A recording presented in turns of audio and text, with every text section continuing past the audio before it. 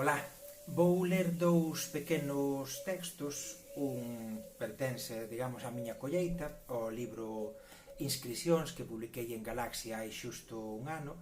Xa fixen varias presentacións do libro por Galiza. Ia facer máis depois da Pascua, mas veu todo isto que nos ten aquí confinados, non? En fin, faránse cando todo isto pase.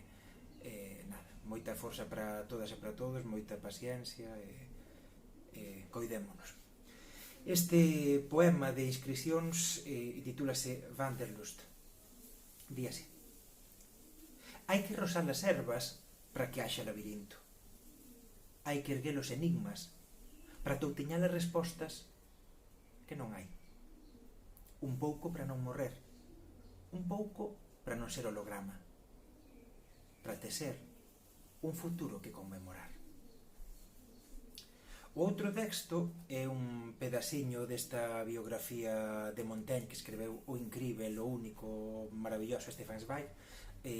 Seguro que xa o lestes, se non lestes libros de Stefan Zweig, pois hai varios traducidos ao galego. Penso que as biografías que escreveu que non están, penso que non, están en galego do sul, iso sí, leámbolas en galego do sul, non?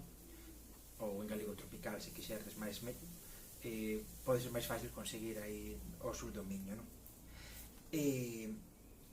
Comeza falando do que era a perspectiva para educar a Montaigne que tiña seu pai, non? Que se fora enriquecendo e seguía os criterios dos humanistas para a súa educación. E di así: mas este método, que consiste en obrigar ao fillo a aprender latín sen libros, sen esforzo e simultaneamente dunha forma lúdica, non é máis do que a manifestación dunha vontade paterna de, após deliberada reflexión, educalos sen lle causar o menor esforzo. Contrariamente á dura educación en uso na época que impón castigos corporais e estritos principios, Michel debe desenvolverse e formarse segundo os seus propios impulsos interiores.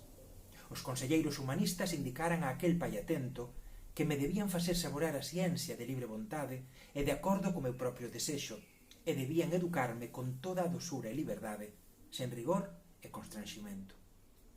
Un pormenor divertido testemunha até que ponto foi posto en práctica neste extraño castelo do Perigordio o culto da vontade individual. Un dos preceptores declarou que perturba o cérebro tenro das crianzas despertalas do sono de repente e de modo violento. E é así que se inventa un sistema especial para poupar os nervos do rapaciño este pequeno choque. Todos os días, Michel de Montaigne era despertado no seu leito de crianza con música.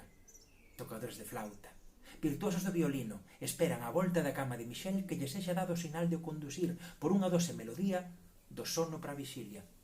Este delicado costume é observado con máis rigoroso cuidado e, en toda a miña vida, tiven sempre quen o practicase, refere Montaigne.